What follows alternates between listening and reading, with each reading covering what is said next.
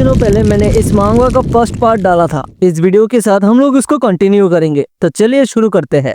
कुछ टाइम बीत जाता है और सियोंग के अपार्टमेंट के सामने बहुत सारी पुलिस वगैरह आ चुकी है और वहाँ रास्ते से वही अंकल जा रहा था, जो कि जाते वक्त देखते हैं कि डोंगसुक की बॉडी वहाँ से निकाला जा रहा है। और ये देख के वो काफी ज्यादा डर चुका था। रूफटॉप में दिखाया जाता जहाँ पर पुलिसमैन सियोंग से अभी पूछताछ कर रहे हैं। सियोंग से उसका सिटीजनशिप कार्ड पूछते ही सियोंग कहता है, मेरे पास कोई सिटीजन रजिस्ट्रेशन नहीं है। मैं आप लोगों को बता दूं, यहाँ पर सिटीजन रजिस्ट्रेशन नंबर का मतलब ये है कि हम लोगों को इंडिया पे जैसे 18 साल पूरे होने पे वोटर आईडी या फिर और वगैरह कुछ डॉक्यूमेंट होते हैं, वहाँ पर सिटीजन रजिस्ट्रेशन होता है, जो कि एडल्ट होने पर मिल जाता है। सियोन वहाँ पर उसे कह रहा था, मेरे पास सिटीजन रजिस्ट्रेशन नंबर नहीं है क्योंकि मैं अभी तक 18 साल का हुआ नहीं हूँ। मैं बस इस साल 18 साल का होने वाला हूँ। मेरा नाम है तक्सियोन और मैं ननगोन मिडिल स्कूल में पढ़ता था। मैंने वहां से थोड़े टाइम के लिए ब्रेक लिया है क्योंकि उसके बाद वो कुछ भी नहीं कहता। पुलिस वाला ये सुन के शौक है कि इतना बड़ा आदमी 18 साल का भी नहीं हुआ अभी तक। दूसरा वाला पुलिसमैन फोन पर किसी से बात कर रहा है और वो सियोंग का नाम किसी को बता रहा था।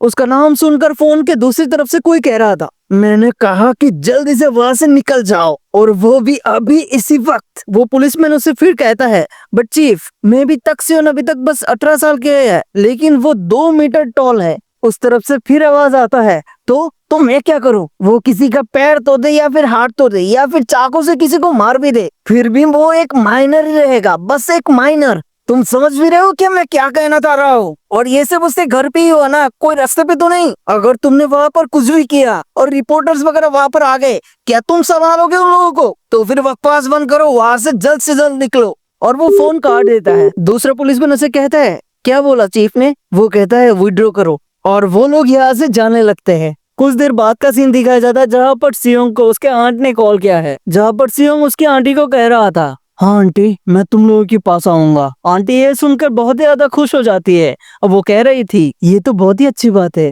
मैं अभी तुम्हारे अंकल से बात करती हूँ। सियोंग कहता है, नहीं अभी नहीं, मैं ये नहीं कहा कि मैं अभी आऊंगा। मैं अभी के लिए थोड़ा सा ट्रेवल करना चाहता हूँ और मैं 1 साल के लिए ट्रेवल करने वाला हूँ, और मैं कंट्री के बाहर ट्रेवल करने के लिए बहुत छोटा हूँ, इसलिए मैं कोरिया के अंदर ही ट्रेवल करूंगा क्योंकि मैं बहुत ही दिनों से बाहर नहीं आया। मैं बाहर की हवा को महसूस करना चाहता हूँ। मैं बस मेरे सर को थोड़ा ठंडा रखना चाहता हूँ, और आप बिल्कुल भी चिंता मत करना अगर मैं बार बार आपको फोन ना करूँ। आंटी ये सुनने के बाद कहती है, ठीक है मैं समझ गई बेटा, बट मुझे फोन जरूर करना और बताना तुम कहाँ हो क्योंकि मैं बहुत ज्यादा चिंता में रहूंगी। सियोंग कहता है, बिल्कुल आंटी, मैं अभी फोन रखता हूँ, ठीक है। उसके बाद सियोंग फोन रख देता है और सियोंग की दिमाग में कोई तो खुराफाती आइडिया अभी चल रहा है। तभी जुनहुक को दिखाया जाता है, जो कि चांगसू से फोन पे कह रहा था, हे चांगसू अभी तो 2 दिन हो चुके हैं, मुझे अभी तक कोई खबर क्यों नहीं मिली? ऐसे अगर चलता रहा वो सुयोंग आ जाएगा और बीच में अपना टांग लड़ाएगा। इससे अच्छा तो तुम मिडिल स्कूल में थे, वहां पर तुम काम तो ठीक से करते थे, अभी तो तुमसे वो भी नहीं हो पा रहा। चलो अभी फोन रखो और मुझे दोबारा फोन मत करना अभी। उसके बाद वो फोन रख देता है। चांगसू वहां पर गुस्से में था, वो अपने मोबाइल को फेंकता हुआ कहता है, आखिर इसी ने तो फोन किया था और अब वो ये कह रहा है। उसी वक्त उसका फोन फिर से बजता है। वहां पर सुहू का कॉल था। वो पिकअप करता है। फोन की दूसरी तरफ से आवाज आता है, सुहू तुमसे मिलना चाहता है। चांगसू फिर कहता है, ठीक है मैं आऊंगा, पर आऊंगा कहाँ? फिर वहां से आवाज आता है, और कुछ है जो कि तुमको साथ में लेकर आना है। और उसके बाद वो सुहू से मिलने जाता है और साथ में ले जाता है वही डॉक्यूमेंट्स एंड पिक्चर्स जहाँ पर सियोंग रहता है। सुहून उसे देखता है और कहता है, क्या तुम कन्फर्म हो यहाँ पर सियोंग रहता है और वो रूफटॉप में है और यहाँ पर उसका सिंगल पिक भी नहीं है? चांगसू से कहता है, हाँ अब बिल्कुल। सुहू गहरी सांस फैलता है और सुहू से कहता है, हे सुहू इन सब पिक्चर्स एंड डॉक्यूमेंट्स को यूहीस ऑपरेटर के पास भेज दो। वो लड़की कहती है, क्या तुम श्योर हो? वो लोग हमसे पर्सनली मिले भी नहीं। सुहू कहता है, चिंता मत करो, वो लोग कोई सबूत छोड़ने नहीं वाले और मैं दोबारा वो ही 2 साल बिताना नहीं चाहता। सोहुंग फिर चांगसू से कहता है, जुनहुक ने कहा था पहले वो उस खिलौने से खेलेगा, वो आखिर कहना क्या चाहता है? चांगसू डरते हुआ कहता है, मैं श्योर नहीं हूँ। सोहुंग कहता है, क्या तुम सच बोल रहे हो? चांगसू फिर डरता हुआ जवाब देता है, मैं तुमको झूठ क्यों बोलूंगा, तुम ही बताओ। तभी वहां पर वो लाल शर्ट वाला बंदा मतलब कि सुहू कहता है, मैंने अभी उन लोगों से फोन पे बात की, उन्होंने कहा है कि वो 1 घंटे में उसको लाएंगे। वो लड़की कहती है, हाँ इतना फास्ट? ये सुनने के बाद सुहू मुस्कुराता है और कहता है, चलो फिर वेट करते हैं। दिखाया जाता है सियोंग के अपार्टमेंट के सामने दो चाइनीज बंदे आए हैं। वो कह रहे थे, सो हम लोग यहाँ पर आ चुके हैं। यहाँ पर ये टकला बंदा और साथ में एक बीस जैसा देखने वाला एक आदमी वो सीधा ऊपर जाते हैं। वो टकला बंदा सामने देखता हुआ कहता है, केंता, टारगेट बस एक 18 साल का छोटा सा बच्चा है, लेकिन हम लोगों को उसको लाइटनिंग नहीं मिला है। क्योंकि वो लोगों ने सामने वो खून वगैरह देखते हैं। वो टकला बंदा कहता है, तो चलो शुरू करते हैं।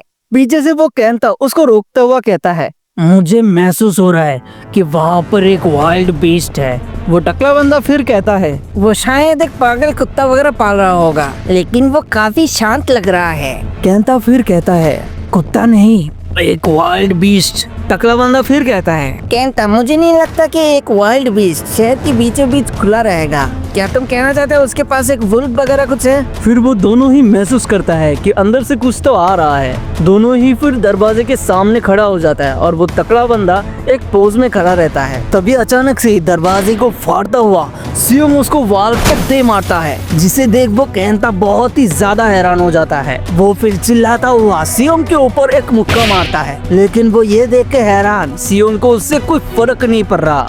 उसके बाद सियोन अपना हाथ ऊपर उठाता है और एक ही पंच से उसको जमीन को तोड़ता हुआ अंदर घुसा देता है। केंता का अभी तो बहुत ही बुरा हाल हो चुका था।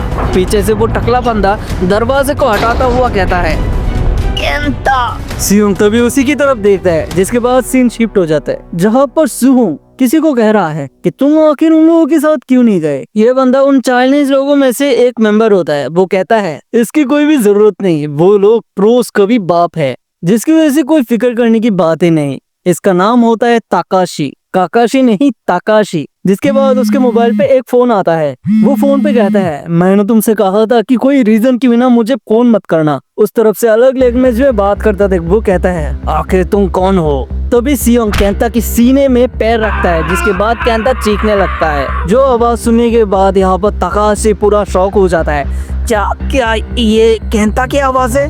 वो चिल्ला रहा है। सियोंग फोन के दूसरी तरफ से कह रहा था, तुम लोग आखिर कौन हो। बातें करते करते वो केंता के सीने को कुचल रहा था। डर के मारे ताकाशी फोन रख देता है। सियोंग फिर टकले को गाड़ी में बिठाता है और कहता है, तुमने कहा रास्ता यहाँ से 10 मिनट का है, मैं तुमको 5 मिनट दे रहा हूँ, मुझे वहाँ तक लेके जाओ। उसके लिए वो गाड़ी बहुत छोटा होता है, जिसकी वजह से वो गाड़ी के ऊपर वाला छत ही उखाड़ फेंकता है और केंता को अंदर फेंक के टकले को कहता है, तो फिर चलो। सिन में फिर वो तकाशी उन सूहो को और बाकी सबको कह रहा था, इस जगह को जल्दी जोड़ दो प्लीज, मैं मिशन में फेल हो चुका हूँ और तुम लोगों की सेफ्टी जरूरी है, तो जल्दी से घर पे चले जाओ। सुहुंग फिर कहता है, क्या फेल हो गए? एक कुछ जैसा बच्चे को भी तुम लोगों से लाया नहीं गया क्या? तकाशी फिर कहता है, हमारे पास टाइम नहीं है तुमको एक्सप्लेन करने के लिए। यहाँ से एक सिक्योर प्लेस में जाने के बाद मैं तुमको सारा कुछ एक्सप्लेन कर देता हूँ, बट तुम्हारी खुद की सेफ्टी के लिए हमें यहाँ से निकलना होगा। सुहुंग फिर गुस्सा हो जाता है। वो कहता है, आखिर क्या होगा यहाँ पर? यहाँ पर क्या बहुत ही ज्यादा डेंजरस चीज होने वाला है? क्या कोई आने वाला है यहाँ? मुझे तो हंसी आ रही है ये सुनकर कि तुम लोग फेल हो गए, और वो भी एक बच्चे को लाने के मिशन में, और तुम लोग यहाँ पर सेफ्टी की बात कर रहे हो। तभी वहाँ पर लोगों की चिल्लाने की आवाज आता है, जिसे सुनकर सभी अलर्ट हो जाते हैं। तकाशी कहता है, वो यहाँ पर आ चुका है। बिल्डिंग के नीचे हमारा सियोंग खड़ा था। वो जब वहाँ से कार से निकला था, वहाँ पर रास्ते पे सभी लोग उसका वीडियो बना रहे हैं कि वो कितना लंबा है और कितना ज्यादा तगड़ा लग रहा है देखने में। सियोंग उस टकले से पूछता है, वो लोग कौन से फ्लोर में है? टकला कांपता हुआ जवाब देता है, 8th फ्लोर। सियोंग उसे कहता है, बाहर आओ और मुझे वहाँ तक लेके चलो। लोग वहाँ पर सियोंग की तस्वीरें वगैरह खींचता हुआ कह रहा था, क्या यहाँ पर मूवी वगैरह कुछ हो रहा है? लेकिन तभी वो लोग कार के अंदर वो केंता के देखते हैं, जिसे देखकर वो काफी ज्यादा डर जाते हैं और चीखने लगते हैं। सुहुंग ऊपर से आवाज सुन के कह रहा था, क्या हो रहा है? यहाँ पर सब लोग चिल्ला क्यों रहे हैं? तकाशी उन लोगों को कहता है, यहाँ पर निकलने के लिए 3 सीढ़ियाँ है। वो लड़की कहते, तो हम लोगों को कौन सा रास्ता लेना चाहिए? सुहुंग मन में कह रहा था, पता नहीं कौन हमारे लिए यहाँ पर आया है। वो शायद नीचे हम लोगों के लिए वेट कर रहा है, या फिर शायद उन सीढ़ियों में से किसी एक रास्ते से हमारे लिए आ रहा है। सुहुंग वहाँ पर कहता है, हमें अलग अलग हो जाना चाहिए। सभी ये सुन के शौक है और चांगसू से कहता है, हे सुहुंग, हम लोगों को एक साथ रहना चाहिए। और ये बंदा हम लोगों को प्रोटेक्ट करेगा। सुहुंग फिर जवाब देता है, बेवकूफ, हम में से कोई एक अगर नीचे जाएगा तो वो पुलिस को बुला सकता है ना। वो लड़की कहती है, मैं तो सुहुंग के साथ जाऊंगी। सुहुंग फिर सुहू को कहता है, सुहू तुम पीछे वाली सीढ़ियों से नीचे जाओ। चांगसू से कहता है, तुम उस तरफ जाओ और तुम मेरे साथ चलो। तकाशी फिर मन में सोच रहा था, ये दोनों ही मुझे कांटेक्ट किया था तो मैं उन लोगों के साथ चलता हूँ, और वो भी उन लोगों के साथ भाग जाता है। चांगसू फिर जाते हुए उन लोगों को गाली दे रहा था और कहता है, मैंने कहा था कि एक साथ चलते हैं। और तभी वो देखते हैं कि सामने कोई है। सीन शिफ्ट होता है और उन तीनों को दिखाता है जो कि स्टेयर से नीचे आ रहे थे, और एग्जिट के पास आते वो किसी को देखते हैं और वो लोग इसे देखने के बाद बहुत ज्यादा डर जाते हैं। लेकिन तभी वो देखते वो लोग पुलिस है और वो सब उन पुलिस को देखकर राहत की सांस लेते हैं। सीन शिफ्ट होता है और चांगसू को दिखाया जाता है जो कि बेहोश था। कोई उसे बुलाकर उठा रहा था।